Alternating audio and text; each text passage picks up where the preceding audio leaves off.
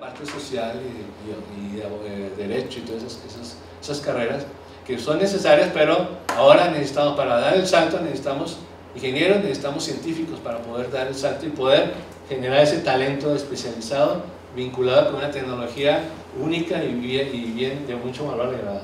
Necesitamos política pública especializada, no genérica, y una política pública muy sectorizada. Unos sectores requieren ciertas capacidades y otros no, otros requieren otras características. Entonces, la política pública no puede ser para todo un país, tiene que ser concentrada en regiones, y esas regiones por su especialidad, y hay que darle privilegios a unos y a otras no. El caso, por ejemplo, de Irlanda, en Dublín, ¿no? En Irlanda eran los países dentro de la Unión Europea más pobres, miserables de la Unión Europea, ¿ok? Y le decidieron dedicarle y gastar dinero en todo lo que era la parte de desarrollo de software, desarrollo de la industria electrónica alrededor del software. No más, y los de whisky, los textileros y todo lo demás, pues querían también ayuda del gobierno, que es lo que todos queremos, ¿no? Que el gobierno nos ayude, no. Ellos se concentraron, políticamente incorrecto, porque pues, menos votos, pero así se hace. Y hoy, pues ustedes ven que Irlanda se ha sostenido mucho por sus industrias a las que le apostaron hace 15, hace 20 años, y no le apostaron a todo el que quería dinero para mejorar su industria. ¿Bien? Finalmente, los sistemas regionales de innovación, importante para desarrollar ese espacio. Y otra cosa, los eventos espectaculares, ¿no? Todo esto requiere que las ciudades generen esos eventos para ser atractores, ¿no? Y no hablamos de turismo, sino como el mismo Barcelona, ¿no? De que atrae mucho dinero, y no solamente de atraer gente a los estadios, sino al branding de la ciudad, le atrae mucho branding, reconocimiento, reputación a la ciudad. Marca. Ahí están los hallazgos, los drivers, ya, políticas públicas, infraestructura, capacidad de asociación, innovación, eventos espectaculares, servicios y soportes, conciencia holística, muy importante para la formación de esos vínculos y clústeres industriales y académicos, talento y uno que me faltó, es esta estrategia de Estado. Y no, repito, no apostarle a todos los sectores y a toda la gente que quiere votos, ¿no? Salirse del periodo electoral también es muy importante. Salirse del periodo, pensar a largo plazo, que para un político es bastante complicado, ¿no? Pensar a largo plazo de su periodo electoral, ¿no? Que tiene, ¿no?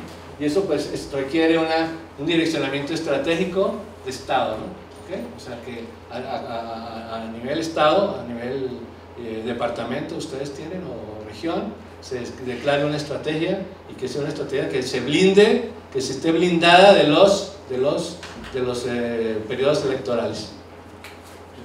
Bueno, finalmente, ya para terminar, todo esto es lo que hemos llamado el enfoque sistémico de la innovación, ¿sí? Y aquí pues es integrar todas estas ideas que les he mostrado, ¿no? Como decía ahorita el doctor, es pasar la innovación, como la hemos visto siempre como innovación de productos, innovación de servicios. Aquí es pasar del bulbo, ustedes le dicen foco, ¿no? Del foco, del bombillo. Sí. Pasar, o sea, yo innovo y hago un bombillo, pues es un producto y se lo vendo a 100 personas, ¿no? Es pasar de ese foco a un sistema de electrificación. Vean la diferencia. Pasar del foco al sistema. ¿Sí? Pasar del avión que puede usar una o dos personas, a pasar a un sistema de transporte. O sea, ¿cómo innovo yo todo el ecosistema para poder insertar la innovación, no para vender más productos? Eso es falso, y eso es la teoría del siglo pasado de innovación. ¿Cómo hago un producto que se venda más? No, aquí es el nuevo concepto de innovación, es cómo inserto el producto en un sistema de movilidad, en un sistema de electrificación, en un sistema de agua. Por ejemplo, en lugar de vender el agua, en mejorar la basura, porque una agua en un contenido de plástico es basura. O sea, desde que se produce esa botella de plástico ya se está produciendo basura, porque esa botella o se vuelve otra vez botella o se vuelve basura, ¿cierto? Tenemos que convertir esa botella en ¿qué? en insertarla en un sistema. Por ejemplo, allá en Monterrey, cogemos la botella de plástico, que no veo aquí afortunadamente ninguna botella de plástico, la insertamos en un sistema de construcción de vivienda, ¿bien? O sea, se pone la botella vacía entre dos paredes de yeso y se pone cemento liviano, ¿ven? Ese es como transformé esa botella, la inserté en un sistema de vivienda. Ese es el nuevo concepto de innovación. Tenemos que ser muy creativos, tenemos que ser más creativos, tenemos que ser más vigorosos, más vibrantes, más enérgicos y ver cómo estas innovaciones las podemos nosotros insertar en las ciudades. Acuérdense que las ciudades generan ese espacio para que las empresas crezcan, para que la gente viva feliz, viva de buena calidad y para que genere una recuperación ambiental en forma positiva. Pues muchas gracias, eso es lo que quería decirles yo.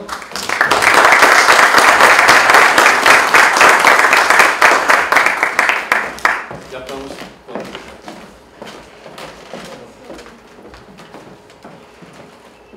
Bueno, muchísimas gracias, Carlos, por esta presentación. Y bueno, abrimos los comentarios de nuestros invitados especiales. No sé quién quiera tomar la palabra por parte de ustedes. ¿Quién se anima o lo hacemos dedocráticamente? Damas primero. Bueno, Diana, por favor. Ya está. Ya está. Bueno, pues muchas gracias a la rectora, a Marisa, a Leonardo, a Carlos por la invitación.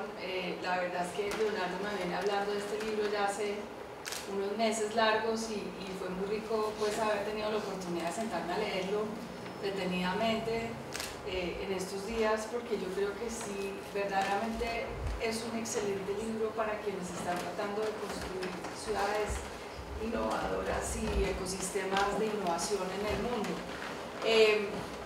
Quiero primero que todo resaltar, le decía a Leonardo ahora, de lo que más me gustó del libro es la sencillez con la que presenta la información.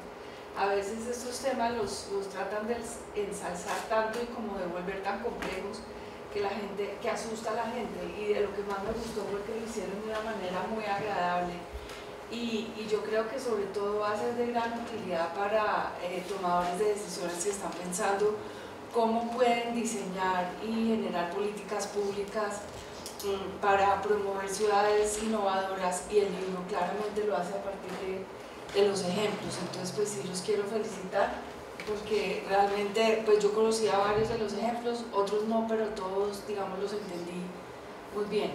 Creo que además tiene, rescato digamos el tema de cómo pues logran extraer de experiencias tan sumamente diversas como unos hitos comunes y como unos hilos comunes a todas esas ciudades.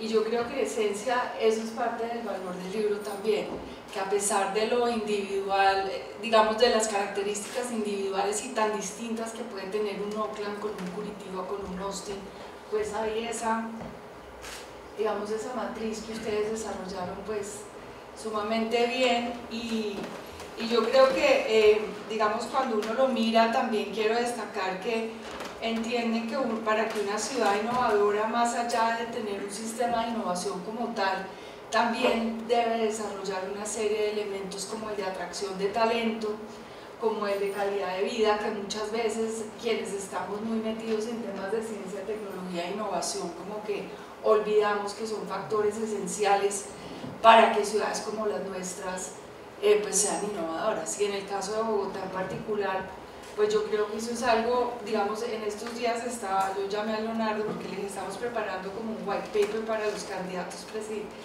a la alcaldía.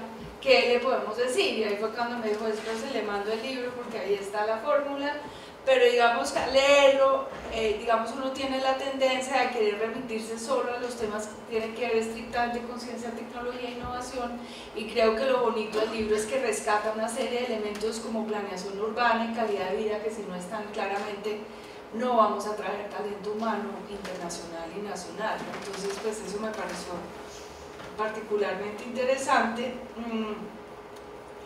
Y en ese sentido pues realmente yo diría que que comparto plenamente todo lo que plantean ahí. De pronto, tal vez me parece que en el tema de innovación, los flujos entre todas esas temas, a veces de pronto hay que destacarlos porque no por tener, digamos, una serie como de factores es que se hace innovador, sino es precisamente los flujos entre todas esas partes que permiten que eso se dé. Y pues pienso que, no sé, al leerlo de pronto eso no se resaltó tanto.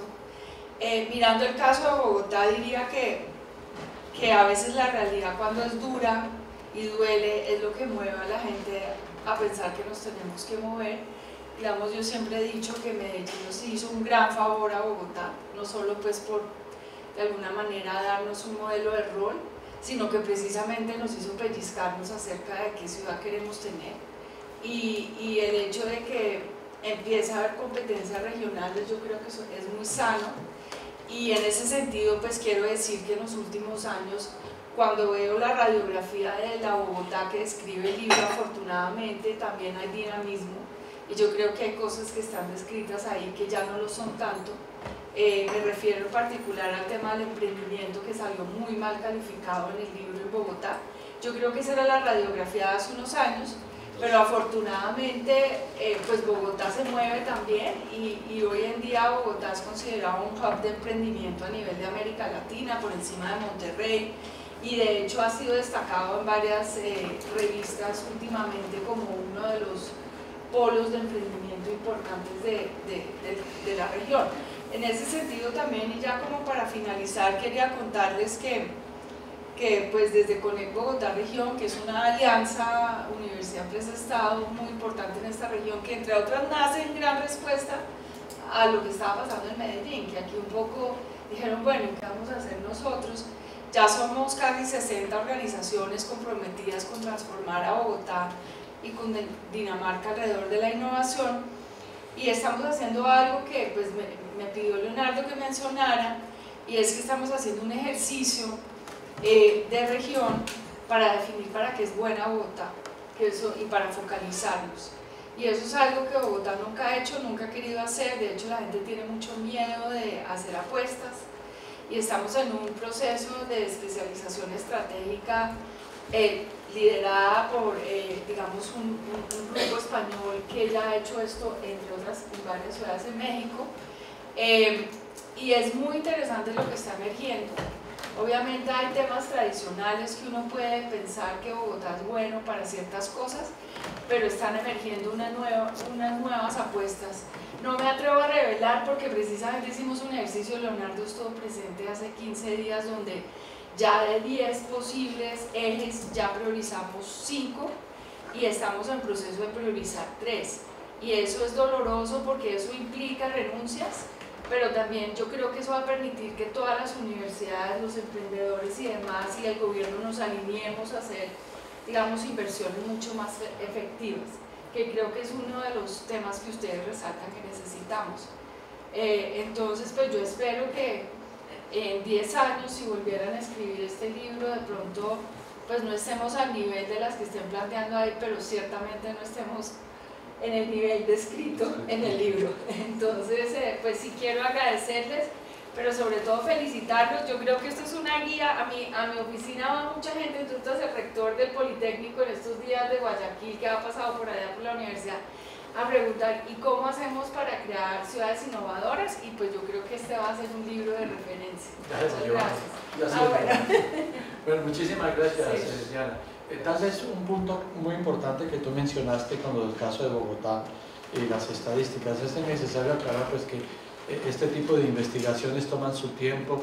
Entre el momento en que se salen, se analizan los resultados y se publica, hay un lapso de tiempo, y efectivamente tenemos estadísticas para Bogotá específicamente para el año 2012, y yo sí creo que ha evolucionado la ciudad.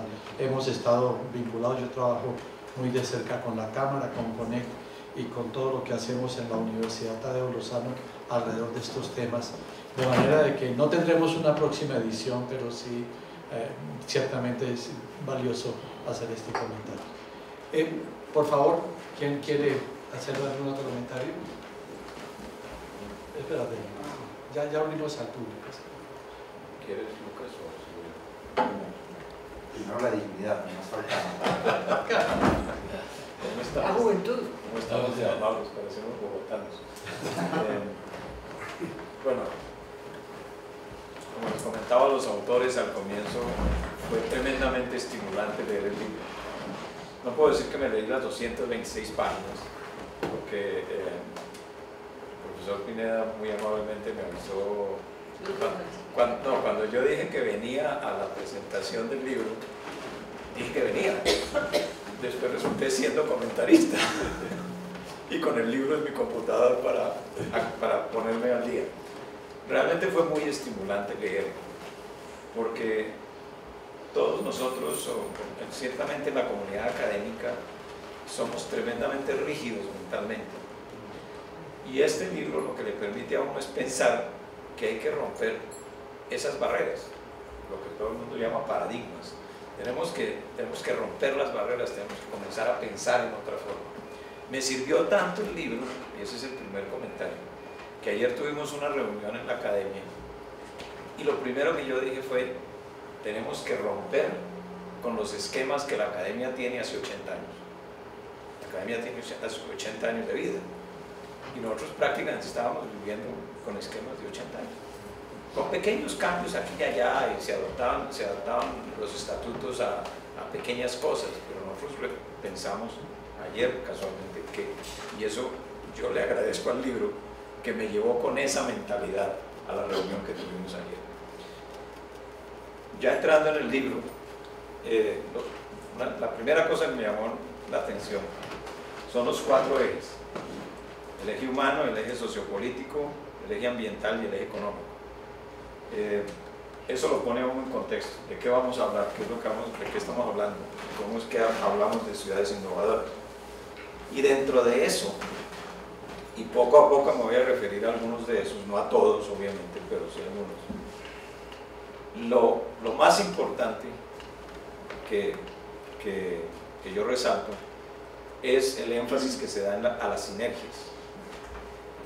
Tiene una frase ahí, dice que las acciones insulares nunca son beneficiosas para nadie. Si no colaboramos, si no trabajamos en conjunto, las cosas se hacen mucho más difíciles. Y ahí yo les doy el ejemplo de Bogotá.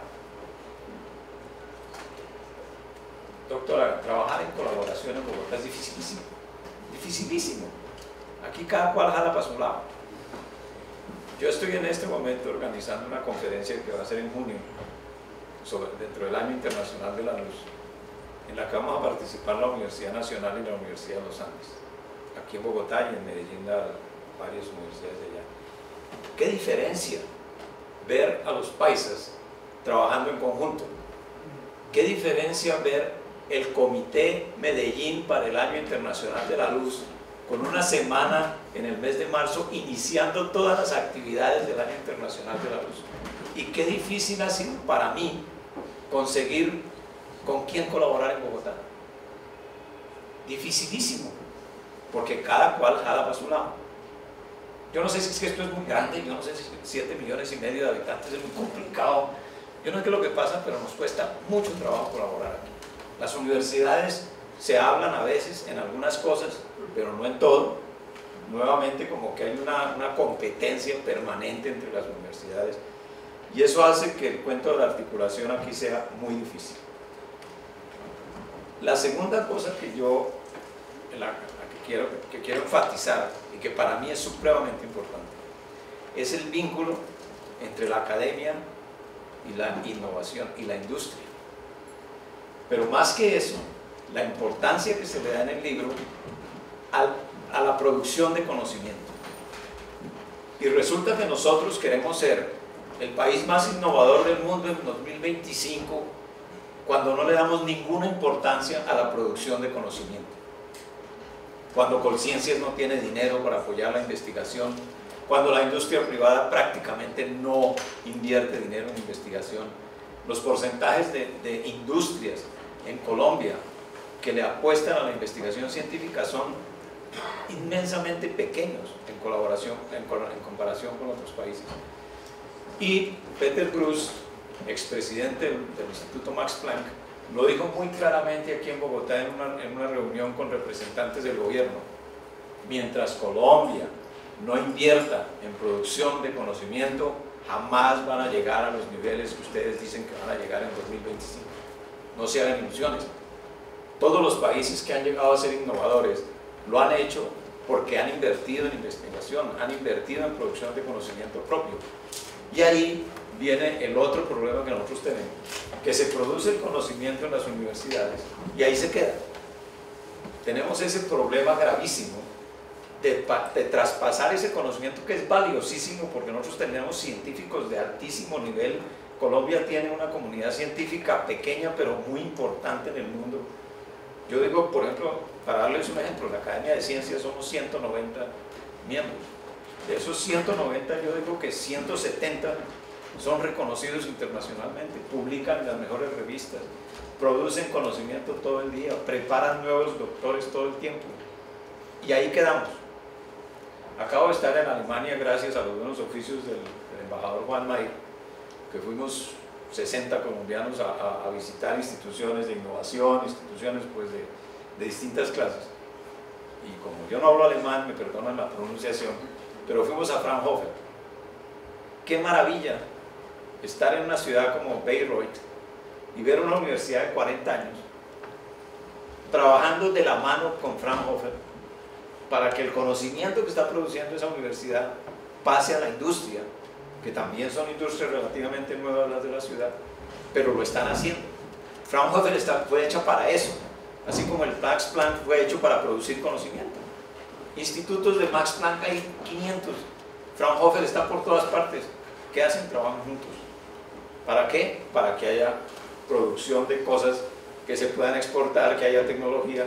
Eso definitivamente nos falta a nosotros y no sé cómo lo vamos a lograr, ¿no? Francamente.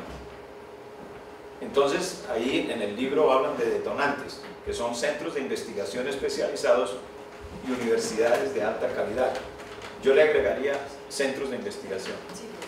No solo universidades, sino centros de investigación, que se necesita que los haya también y que haya gente produciendo conocimiento en esos centros. Y nosotros tenemos muy buenos.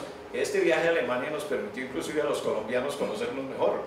Había una serie de universidades, centros de investigación, Cenicafé, Cenicaña, la Universidad de Antioquia, la Universidad de los Andes, todo el mundo, y muchos de nosotros no sabíamos lo que el vecino estaba haciendo. Allá aprendimos más de lo que hacemos los colombianos, aprendimos mucho de lo que hacemos los colombianos, pero también aprendimos mucho de lo que hacen los alemanes, y nos dimos cuenta del interés tan grande que hay en Alemania para trabajar con Colombia, por muchas razones. Yo soy botánico de profesión. El área de la biodiversidad es importantísima para ellos. Es una cosa en la que ellos quieren trabajar realmente. Las ciudades que mencionan, las áreas Silicon Valley, Dublín, Sao Paulo, me llamó la atención que mencionan a Sao Paulo. Yo soy medio brasileño de corazón y adoro a Sao Paulo, pero a mí Sao Paulo no es un ejemplo de ciudad con buena calidad de vida. Es una locura. 165 kilómetros de trancón. Otro México. Sí, es otro México. 165 kilómetros de trancón a las 8 de la mañana. A uno no le cae en la cabeza que una ciudad esté quieta, no se mueva. En cambio, Curitiba es una maravilla. Yo conocí a Curitiba la primera vez que estuve allá, cuando recién habían iniciado Transmilenio de allá. Y lo más curioso, y esto sí es una anécdota, ¿qué pasa? Ellos se inventaron el sistema, pero los alcaldes del Brasil vienen a Bogotá a mirar Transmilenio porque es un viajecito bueno. Resulta que ellos fueron quienes inventaron el sistema. E indudablemente es un sistema que funciona muy bien. Curitiba es una ciudad bellísima, es una ciudad verde, bueno, tiene todo. Medellín, en eso de las ciudades importantes, me estoy extendiendo mucho, pero Medellín para mí es un ejemplo que deberíamos nosotros copiar todos los días. En esto del Año Internacional de la Luz ya les di el ejemplo, pero en lo de Estado, Universidad, Empresa, son un ejemplo. Hace un año se creó en Colombia la red Nano Colombia, Nanociencia y Nanotecnología. Hicimos una reunión en Barranquilla. ¿Qué pasó? Iba yo como representante de la Academia de Ciencias, iba el profesor de la Universidad Nacional en Bogotá, iba el profesor de no sé dónde, de Medellín iban 6 personas que habían sido escogidas por el grupo de empresa, universidad, estado, a representar a Medellín en la reunión de creación de la red Nano Colombia. ¿Qué diferencia? Salíamos de las mesas de trabajo, todos íbamos a tomar tinto y los 6 paisas se reunían a ver qué era lo que había pasado en su mesa de trabajo. Era impresionante. Yo sí me quito el sombrero delante de los antioqueños y lo mucho que nosotros tenemos que aprenderles en muchas cosas. Hay 2 cositas que me llamaron la atención en el libro, que ustedes mismos lo dicen. El medio ambiente. Medio ambiente, usted hay una frase que dice: el impulsor cuidado del medio ambiente es uno de los menos ponderados. Y eso me llamó la atención. Una ciudad con alta calidad de vida necesita un buen ambiente. Y es uno de los que menos atención parece recibir en el momento de hacer una Innovacity. Hay otras cosas, bueno, ya vimos todos los impulsores, pero el medio ambiente, inclusive en el último gráfico, no aparece. Aparecen los grandes eventos y aparece el resto, pero no aparece el medio ambiente. Entonces es una cosa que yo creo que cuando se vaya a hacer una Innovacity o se trate, tenemos que darle un poquito más de importancia al medio ambiente. Y lo otro fue la educación. Señora ministra, me llama la atención que la educación de niveles primario y secundario prácticamente no es mencionada. Y ciudades como Medellín o como Sao Paulo, por ejemplo, cuando iban a comenzar el metro, educaron a toda la ciudadanía de cómo utilizar el metro. Y da gusto subirse a un metro en Sao Paulo, porque la gente respeta las normas, porque la gente se porta bien dentro de las estaciones del metro. En Medellín, las veces que yo he estado en Medellín, a mí me ha sorprendido que llega el metro, abre la puerta, la gente se pone en 2 bloquecitos así hasta que uno sale y después entran ellos. Por Dios, aquí en Transmilenio es a codazo limpio, porque nunca nos educaron de cómo utilizar el Transmilenio. La educación a todos los niveles me parece que es supremamente importante. Los niños, en los Estados Unidos, ustedes todos lo conocen, llega el niño de 5 años, el bombero del pueblo lo lleva por la ciudad y le enseña cómo respetar las normas de tránsito y cómo es que el semáforo se pone en rojo y en amarillo y en verde y cuándo es que puede atravesar y cuándo no. ¿Cuándo hacemos nosotros eso? Son cosas supremamente aisladas de educación de ese nivel que tanta falta nos hace y que hace que nosotros seamos tan intransigentes con el vecino y que nos colemos en Transmilenio, que nos matemos por colarnos en Transmilenio y cosas por el estilo. Falta de educación. Voy a terminar con 4 frasecitas. Se necesitan políticas de Estado, ustedes lo dijeron claramente. Las políticas de gobierno no funcionan. Brasil en ciencia, tecnología e innovación nos lleva 30 años de ventaja, porque son 30 años de política de Estado. Allá no importa si el presidente es Fernando Enrique Cardoso o Lula, ellos están haciendo lo que están haciendo hace 30 años, ya son más, son 35 por lo menos. No importa quién es el presidente, ciencia, tecnología e innovación tiene apoyo, se trabaja en eso, se adelanta en eso, porque es una política del país, una política de Estado de largo plazo. Nosotros tenemos políticas de corto plazo. Una cosa que quiero mencionar es el lema de Bogotá Humana. Desde el punto de vista del medio ambiente, yo creo que el Jardín Botánico de Bogotá está haciendo una excelente labor.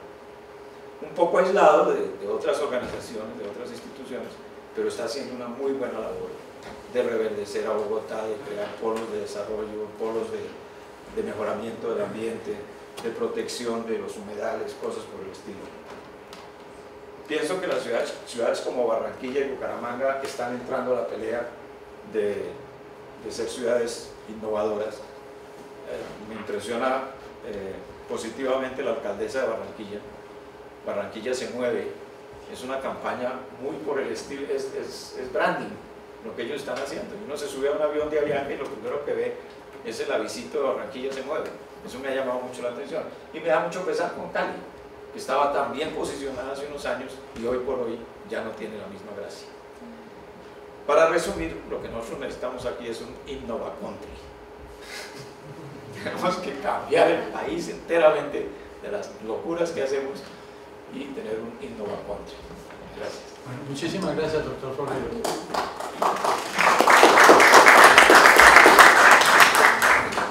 Doctor Lucas. ¿Qué tal que tiempo? Pues, Sí, yo estaba pensando yo lo mismo. pues muchas gracias. Primero por invitarnos. Yo me siento muy honrado estando acá, sobre todo porque el profesor Leonardo me ha invitado. Yo estoy muy contento. Yo tuve la oportunidad de ser alumno del profesor Leonardo en la maestría en la Universidad de Antioquia y él sabe que hay un profundo aprecio y cariño por él, su conocimiento, pero sobre todo como persona y como ser humano, porque nos enseñó mucho a mis compañeros y a mí. Entonces yo estoy muy agradecido y muy contento y además que me siento inmerecido pues estar acá sentado entre ustedes. Eso te Pues, pasa por ser buen alumno. Muchas gracias, mi querido profesor. Bien, pues miren, cuando el profesor Leonardo me invita a esta actividad, entonces yo la primera cosa que hago es pedirle al equipo directivo de Renata que se lea el libro, porque además nos lo mandan en PDF. Además lo publicamos en la página web. Al día de hoy van 730 descargas, es decir, ya una semana publicado, y van 730 descargas del libro. Interesante, lo que quiere decir que hay algo en él que por lo menos con el nombre ya llama la atención. Luego de eso entonces, pues yo me reúno con el equipo directivo de Renata y bueno, ¿cómo la ven? ¿Cómo vieron el libro? ¿Qué les parece? Y empezamos a recoger una serie de elementos frente al mismo. Entonces yo me voy a referir un poco a lo que encontramos y un poco a lo que yo encontré. La primera cosa que nos encantó es que InnovaCities no es igual a Silicon Valley. ¿Por qué? Porque resulta que cuando entramos a las bases de datos especializadas o entramos al famoso Google y escribimos ciudad innovadora, salen como 1.200.000 referencias de Silicon Valley. Entonces lo que nosotros nos encontramos en este libro es que hace o más en el libro, es en la investigación reflejada en el libro, es que hacen una sistematización muy interesante de cómo se puede ser una ciudad innovadora sin necesariamente referirse a tecnología. Y eso es fundamental, porque innovación, como lo anotaba el profesor Leonardo al principio, no es necesariamente atado a tecnología o a dispositivos o a gadgets, sino que la innovación está atada a muchas más cosas, que son las que recoge el libro. Entonces la primera cosa importante es que no recoge Silicon Valley, sino que recoge experiencias de otras instituciones, recoge experiencias de otras ciudades que le permite a uno ver de una manera un poco más aterrizada y con un poco más como uno lo puede sentir con un poco más de cercanía, cómo es este cuento de crear ciudades que sean tendientes a la innovación y que posibiliten un ambiente para la innovación. Y eso fue la primera cosa que nos fascinó, la primera cosa que nos encantó del libro. La segunda cosa es efectivamente la sistematización, o sea, es un trabajo extremadamente responsable, serio, concienzudo, sobre cómo las ciudades con diferentes dinámicas, con diferentes herramientas lograron esa innovación, ¿ya? O cómo han hecho ese camino. Y no es fácil. De hecho, cuando yo llego a Medellín, pues yo soy de Medellín, ya he perdido el acento, pero de verdad que lo he perdido ya. Yo soy de Medellín y recogen cosas que después cuando yo hacía la reflexión me decía, yo no había pensado, y hemos trabajado en eso. Y llamaba a un par de compañeros de Medellín y les preguntaba, ¿usted es consciente de que en Medellín se ha hecho esto y esto y esto? Y me decían, ¿verdad? Y yo, pues sí. O sea, sí. ¿Por qué? Porque hace un ejercicio metodológico con un nivel de rigor que permite encontrar elementos que no son evidentes o que no fueron evidentes, pero que nacieron de manera subyacente en el tejido de las ciudades. Eso para nosotros es importante, o sea, para nosotros fue un hallazgo muy chévere. Lo otro es que es un libro que a lo largo del mismo, o a lo largo de la investigación, habla de dos grandes cosas: articular y potenciar. Ya lo dijo el profesor Leonardo, lo dijo don Carlos, lo han dicho todos. Es un libro que vincula, es una investigación holística. Y eso es muy importante porque potenciar, en esa potenciación de la cual se habla en InnovaCities, pues integra muchas cosas. entonces integran lo político, lo ecológico, el capital social, el capital natural, habla que las reglas de una ciudad tienen que ser flexibles, precisas, que tienen que estar conectadas, etcétera, etcétera, y entonces va generando como un bálsamo que permite mejorar la forma en la que las universidades o en la que la producción científica y la industria se puede conectar, y eso es vital, yo tuve la fortuna de acabar de llegar de la reunión del RENATA de Estados Unidos que se llama Internet 2. Entonces, en esta reunión, que es un Global Summit, participaron aproximadamente 1.200 personas y fueron representantes de 34 países. Y cuando conversábamos con ellos sobre estos temas, o sea, una línea de trabajo fue el tema de la innovación específicamente. ¿Saben cuál fue el común denominador? Empresas metiendo billete en las universidades para desarrollar innovación. Empresas, ¿cómo lo digo que suene bien? Empresas no cerrando sus líneas de investigación, sino reconociendo en los sistemas académicos los que lo pueden hacer mejor y con mayor rigor. Entonces, haciendo inversiones de las empresas en estos grupos de investigación para luego articular los resultados a los resultados industriales y volver una innovación. Y entonces le pregunto al par nuestro de Arabia Saudita y nos dice, sí, aproximadamente el 2% de una empresa X, pronunciar el nombre no es fácil, pero la empresa X, el 2% de esta empresa es directo para los grupos de investigación de esta y esta universidad. Y yo decía, pero es que el 2% es poco. Y me decía, pues sí, pero lo estamos mejorando, es que esos son apenas 150 millones de dólares al año. Y yo decía, Dios mío, o sea, yo no creo, o sea, 150 millones de dólares en investigación puesto de una empresa a unos grupos de investigación para que luego ellos se articulen con la empresa y comparten laboratorios y hacen papers conjuntos. Esa vaina, yo dije, interesantísimo. Y parte de lo que recoge esta investigación que nos dice a nosotros es potenciemos y articulemos y potenciemos, y se vuelve en un círculo virtuoso importante. Finalmente, para no cansarlos más con este tema, yo me voy a atrever a decir algo que yo estoy seguro que luego vamos a discutir muchísimo con los economistas. Stiglitz dice, o recoge muchas definiciones de lo que es un bien público. Entonces Stiglitz dice, mire, un bien público es aquel que puede ser consumido simultáneamente por todos los miembros de una comunidad. Yo me atrevo a decir que este libro empieza a desarrollar un camino, o nos empieza a trazar un camino a convertir la innovación como un detonante de bienes públicos. Y los economistas, sobre todo los más ortodoxos, efectivamente hablan del público como la defensa, como la educación, etcétera, etcétera. Yo creo que como está planteado en esta investigación, la innovación tiene que ser un camino que nos permita convertir la innovación y los resultados de esas innovaciones mismas en bienes públicos.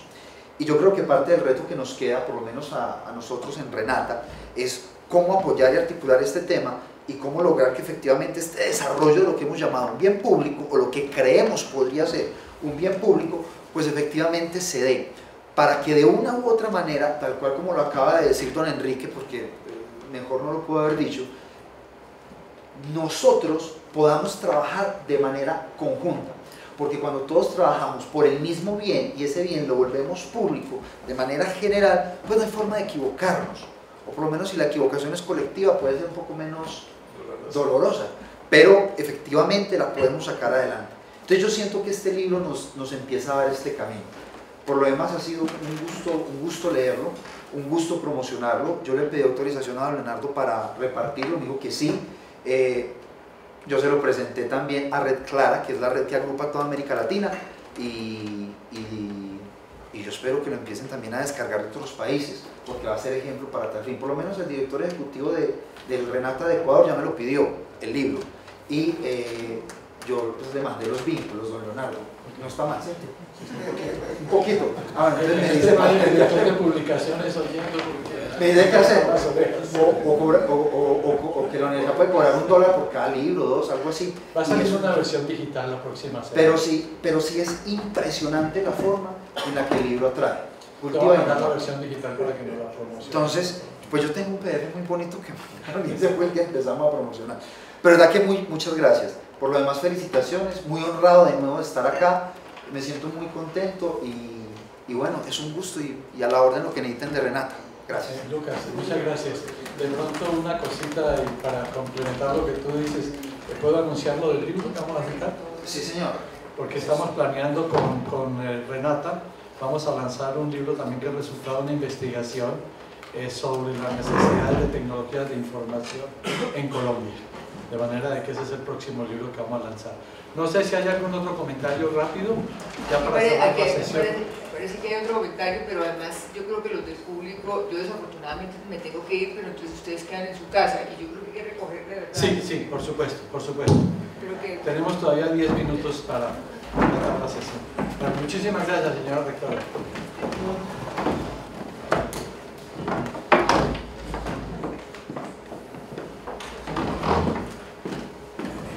Sí, doctor Rimón, por favor. Agradecer a los comentaristas realmente, y lo mío más que todo es una pregunta.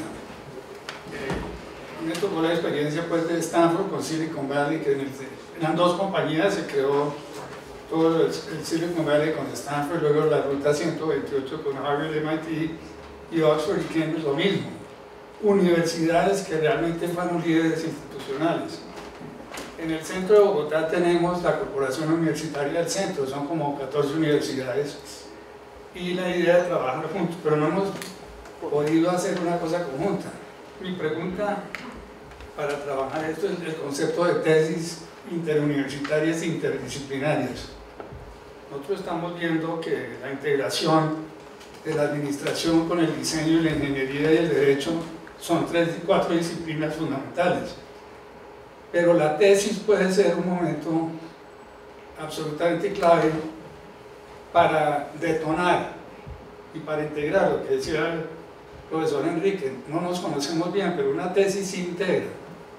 Es un momento clave en la formación de una persona, ya sea a nivel de pregrado o de doctorado. ¿Cómo ven ustedes la función de una tesis interdisciplinaria en equipo para detonar? Yo voy a mencionar un poco la experiencia del Tecnológico de Monterrey en ese sentido, ¿no? Nosotros tenemos como decía hace un ratito, por ejemplo, el problema son los niveles y los tiempos, ¿no? Porque una tesis, por ejemplo, de maestría tiene tiempo limitado, lo mismo que una doctorado. Pero miren lo que estamos haciendo allá en el TEC a nivel doctorado, y es integrar a los que están haciendo doctorado, por ejemplo en ingeniería, en biotecnología y nano, integrar sus tesis, sus trabajos de investigación, y les agregamos el concepto de emprendedor a ellos, o sea, los volvemos o los convertimos o les agregamos a los investigadores el concepto de emprendedor, o sea, todas las herramientas que ellos necesitan para que esa tesis se convierta realmente en un emprendimiento, ¿no? Esa es una vía, o sea, es un puller, o sea, de la investigación hacia la empresa. Pero lo otro es más importante, es que la empresa cree, o sea, que tenga la capacidad de creer en la universidad. Y eso es donde fallamos mucho, ¿no?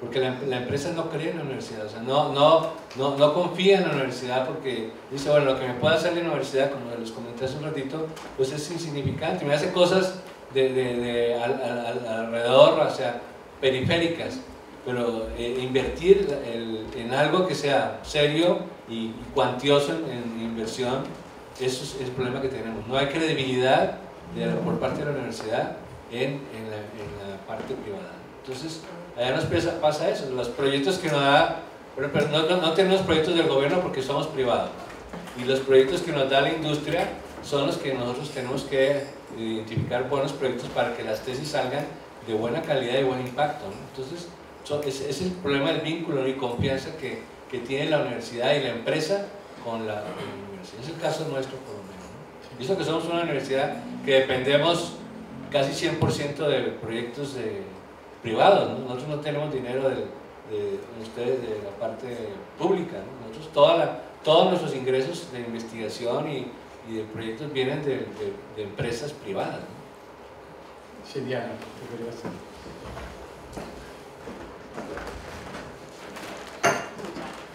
Me disculpo con la persona del público que quiere pues intervenir, pero pero quiero hacerle una reflexión a Enrique y de pronto una propuesta de Evaristo en el sentido de la colaboración. Yo quisiera decir, de pronto, digamos, es verdad que Bogotá no se ha caracterizado por colaborar, pero yo creo que eso viene cambiando. Y me hacía ahora la reflexión, y de hecho anoté ahí, yo creo que es hora que empecemos a mostrar todo lo que sí estamos colaborando, porque yo creo que parte de lo que reflexiona el libro es acerca de crear una cultura de innovación. Y una cultura de innovación se trata de crear confianza, entre otras muchas cosas. Y crear confianza es lo que se hace cuando se colabora. Y yo por lo menos conozco muchísimos casos de instituciones en Bogotá que están colaborando donde hace varios años no lo hacían. Y yo creo que lo que también nos falta de pronto es divulgar eso más. Entonces estoy tomando nota para ver de pronto de cómo empezamos a divulgar eso más e inspiramos. Nosotros en Connect no hacemos nada solos y estamos ejecutando por lo menos 100 proyectos. Y si nosotros no estamos haciendo nada solos y estamos ejecutando 100 proyectos, imagínense cuántas universidades y otras instituciones están haciendo cosas juntas.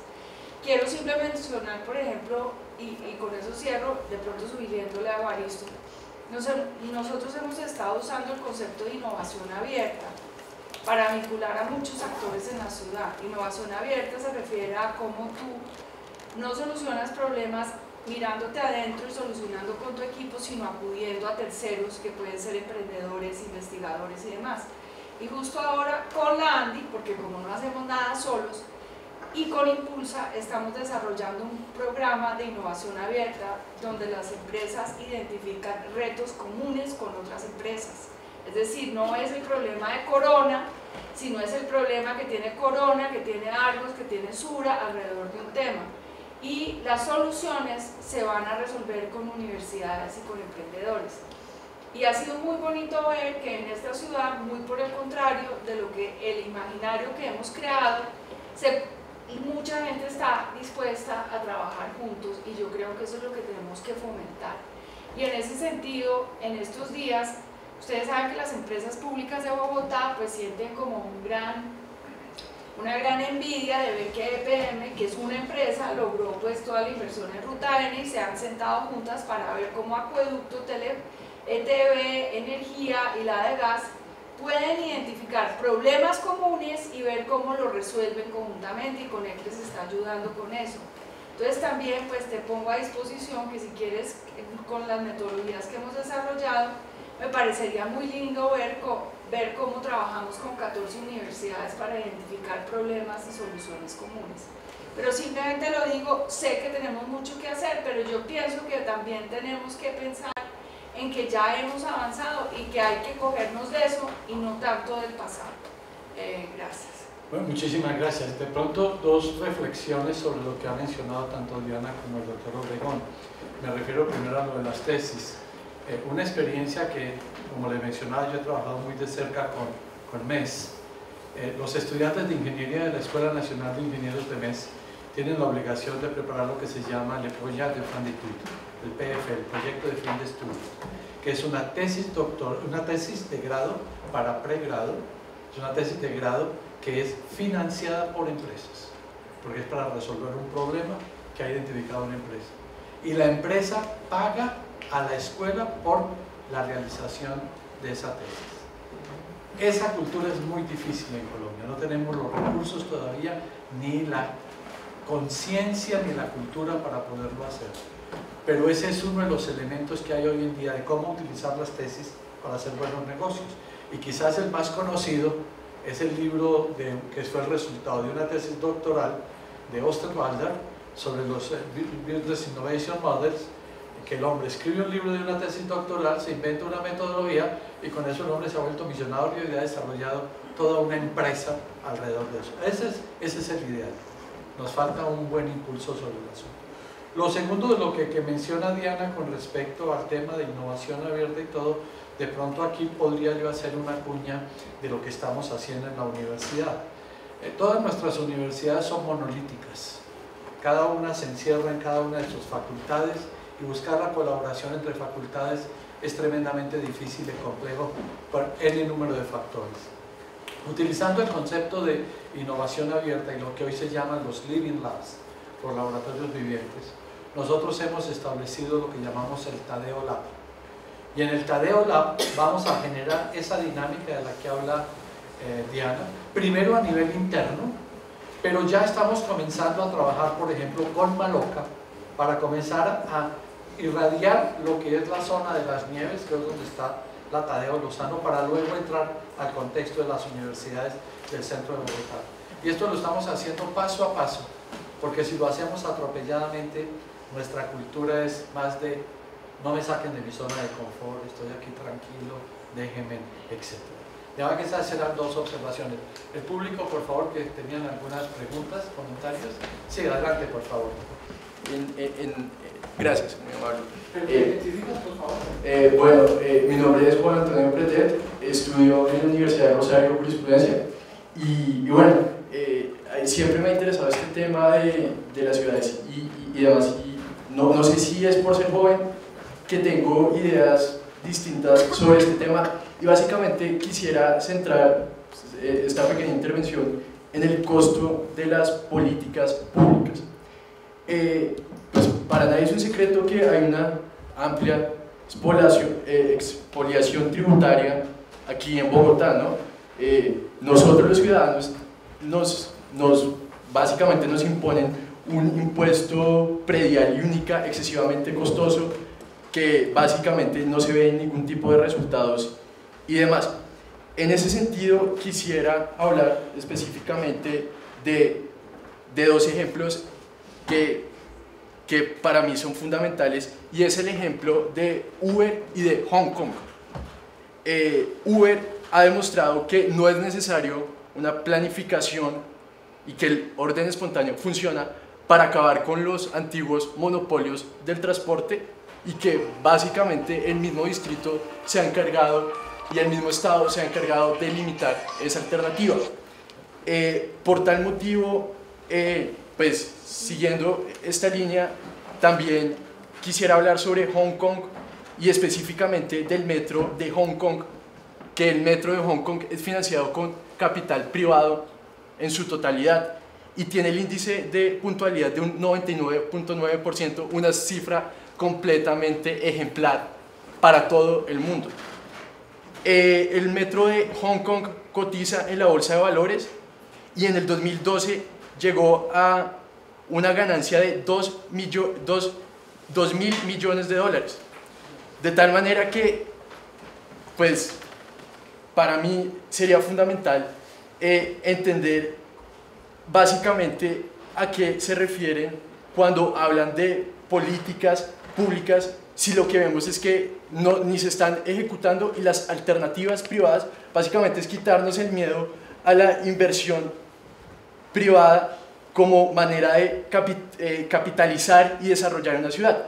Hong Kong, según el Instituto Cato de Washington, es el lugar en el mundo donde más libertad económica ofrece. En ese sentido, para mí sería un ejemplo de ciudad a nivel de competencia entre las mismas ciudades y a nivel de competencia no solamente regional, sino competencia industrial. Esto porque lo que permite es desarrollar no solamente el capital empresarial, sino el capital humano y en sí la misma cultura y el mismo desarrollo social de una ciudad. Gracias. Bueno, ok, muy bien. No sé, Carlos, si usted puede reaccionar. Okay. Yo creo que usted ha mencionado dos ejemplos que son bastante simbólicos de lo que está pasando hoy a nivel internacional. Primero, el caso de Uber. El caso de Uber es un caso que ha generado no solamente polémica en Colombia, sino también en Europa. Francia, Alemania, Holanda no les ha permitido, tampoco tienen la misma política de la que hay acá. Con Carlos precisamente estábamos discutiendo a la hora del almuerzo qué tan innovador es un caso como Uber, y tenemos dos posiciones diferentes. Carlos dice no hay ningún valor agregado, yo digo si hay algún valor agregado, pero ese es un caso que indudablemente es simplemente un caso aislado dentro de todo el contexto. Lo segundo, el caso de Hong Kong. Para entender el caso de Hong Kong hay que tener de presente que Hong Kong está ya integrado dentro de una economía que lo dicen claramente los chinos, es un país y dos sistemas. Un sistema que políticamente es comunista, pero que económicamente es capitalista. Entonces ellos han sabido manejar muy bien ese concepto y por eso de pronto se dan el lujo de tener tasas de crecimiento por encima del 10% anual. Pero ya en lo que tiene que ver específicamente con el tema de política pública, esa es una de las grandes brechas que tenemos en Colombia frente a lo que sucede a nivel internacional. Yo estoy dictando en el doctorado que tiene la Universidad de Modelado y Simulación de Políticas Públicas todo lo que tiene que ver con el tema de política pública en ciencia, tecnología e innovación. Y la brecha es enorme. O sea, la política pública aquí relacionada con ciencia, tecnología e innovación hay que verla desde un solo punto de vista para que ustedes vean la distancia que tenemos. En noviembre de 2009 se aprueba la ley 1286 que reestructura total y completamente a Colciencias. Esa ley no se ha reglamentado, que era el panorama ideal para tener un Colciencias independiente, con su propio presupuesto, con sus propios programas, con todo. Y no se avanzó, o sea, quedó en letra muerta. Entonces, ese precisamente es una de las cosas por las cuales nosotros decimos, sin política pública, ¿por qué? Porque la política pública incluye política pública para doctorados, para maestría, para investigación, para emprendimiento de base tecnológica, para generación de empleos de valor agregado. Y ahí el camino que tenemos que recorrer todavía es tremendamente largo. Carlos, ¿tú quieres agregar algo? ¿No? Ok. ¿Algún otro comentario? ¿Algún otro punto de vista? Bueno, muy puntuales, 5 de la tarde. Muchísimas gracias y espero que hayan disfrutado de esta sesión. Muchas gracias a todos.